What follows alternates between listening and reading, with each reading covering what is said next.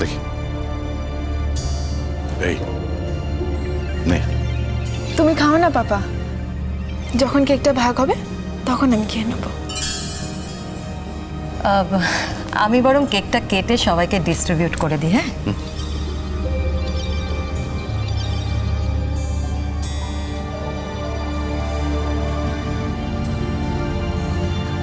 Hello,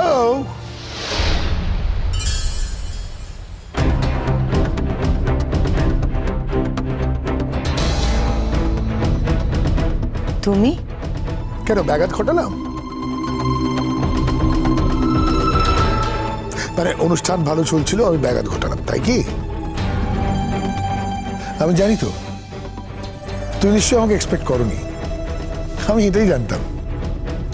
আসলে এই যে অনিন্দ্যদার বার্থডে সেলিব্রেট হচ্ছে না, কিভাবে সেলিব্রেট হচ্ছে এটা দেখতে না আমার খুব লোভ করছিল, তাই চলে এলাম।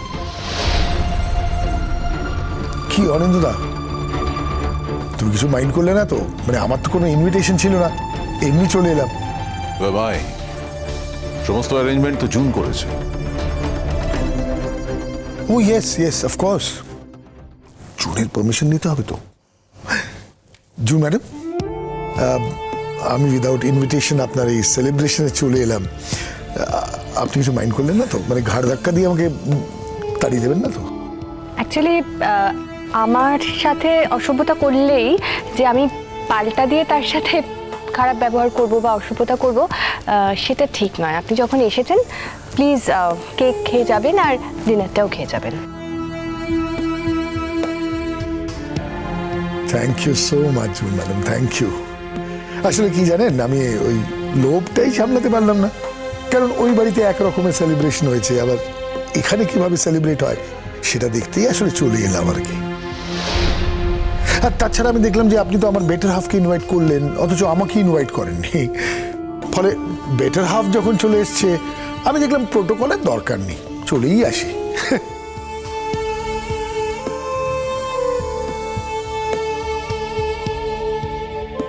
কিরে দিদি,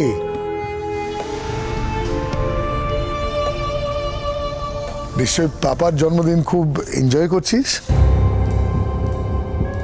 তোর মুখে হাসি কোথায়? তুই তো এত উৎসাহ নিয়ে এখানে চলে এলি, নিশ্চয়ই মাকে মিস করছিস তুই, তাই না?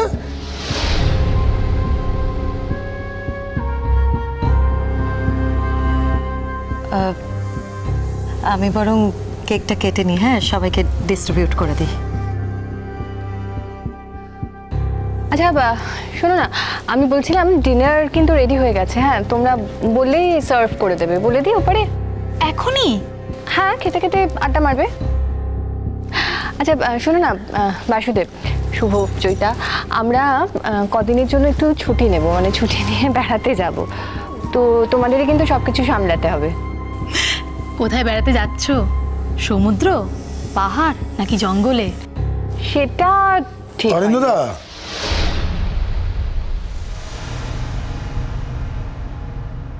বেড়াতে যাচ্ছ? কোথায় যাচ্ছ, কবে যাচ্ছ? আমি তো সেরকম কিছু জানি না। জানোই না? না। ও জুন ম্যাডাম, জুন ম্যাডাম বেড়াতে যাচ্ছেন, প্ল্যান করলেন, নিশ্চয়ই অনিন্দা যাচ্ছে আপনার সঙ্গে। আর যাচ্ছে যখন, তখন জানি না কোথায় যাচ্ছে, কবে যাচ্ছে।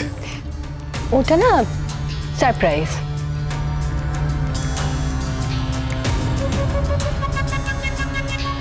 আমি অ্যাকচুয়ালি অনিন্দটাকে বার্থডে গিফট দেব, মানে সারপ্রাইজ গিফট, সেই জন্য অনিন্দটা জানে না। ডাক্তার বোধহয় মা এই মুহূর্তে বেড়াতে যাওয়ার পারমিশন দেবে না। প্লিজ অনিন্দদা, তুমি এত চিন্তা কেন করছো? তুমি যখন আমার কাছে চলেই এসেছো, তোমাকে টেক কেয়ার করা তো আমার রেসপন্সিবিলিটি।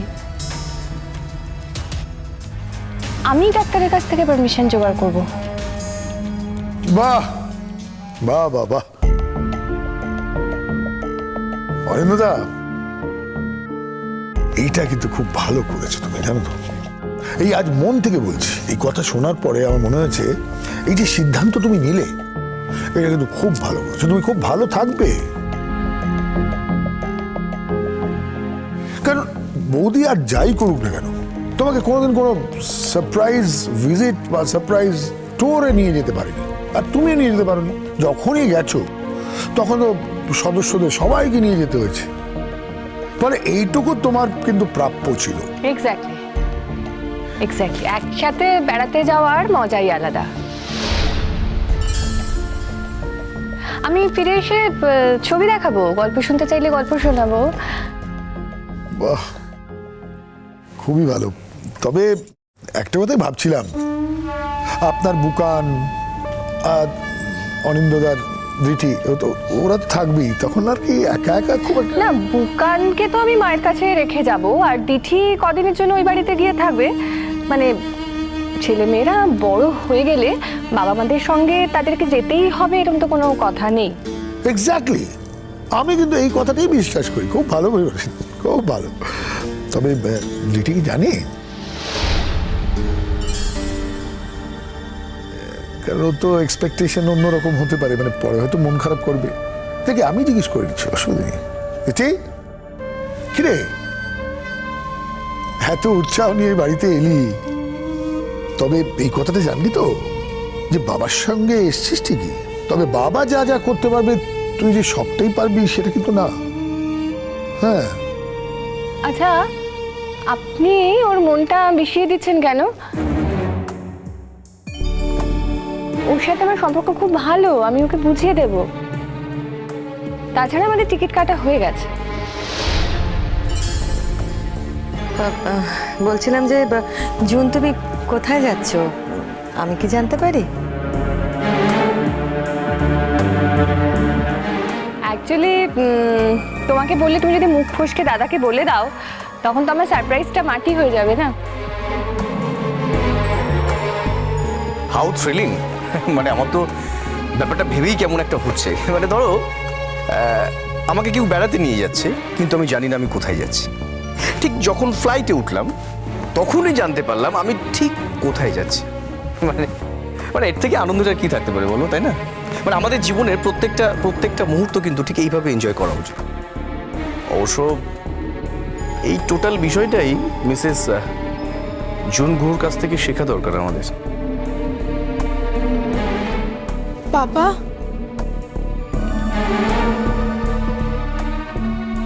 বলছি যে তোমার তো 9টার সময় খাওয়ার কথা। আরে তখন আমার শরীর খারাপ ছিল, তাই ডক্টর কিছু রেস্ট্রিকশনস করেছিলেন। Now I am fine. কিন্তু পাপা, তুমি এখনো পুরোপুরি সুস্থ নও, আর মা তোমাকে এখনো সব নিয়মের মধ্যেই রাখতো। কোনোদিন তোমার খাওয়ার সময় 8:30 পার হতে দিত না। আর এখন তো প্রায় দেখি আই নো 9:30 বেজে গেছে। অলরাইট, তো বড় হয়েছিস। দেখ, এতজন গেস্ট এসছে কার জন্য? আমার বার্থডে সেলিব্রেট করতে। এরা না খেলে আমি খেতে পারি? এখানে খাওয়ার তো খুব রিচ পাপা, তুমি এগুলো খাবে? I think you know your June aunty, she is quite responsible. আমার জন্য নিশ্চয়ই আলাদা কোনো অ্যারেঞ্জমেন্ট করেছে। হ্যাঁ। এই জয়িতা, আজকে কিন্তু একদম কোনো ডায়েটিং নয়, সব খেতে হবে। নিজের মতো করে খেয়ে নিয়ে কিন্তু বাসুদেব। হ্যাঁ, তোমাদের আর কি বলবো বলো তো, তোমরা তো একদম ফ্যামিলিরই মতো হয়ে গেছে। অনেক রকম আইটেম আছে। দাঁড়াও, আমি দেখ।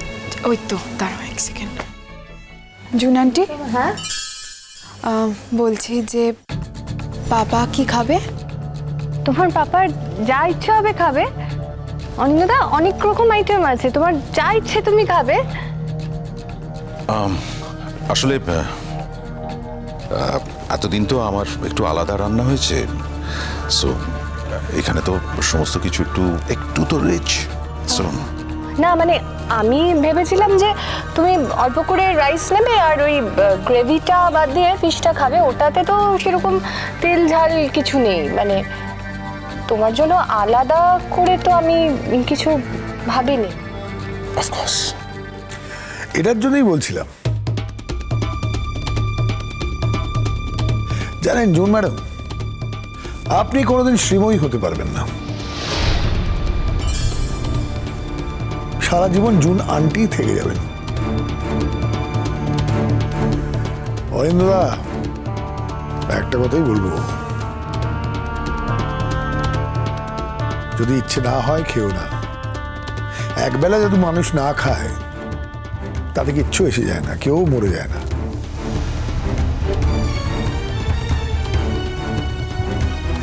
ফলে যদি মনে হয় যে এটা খেলে তোমার ক্ষতি হবে, তার চেয়ে ভালো খেও না।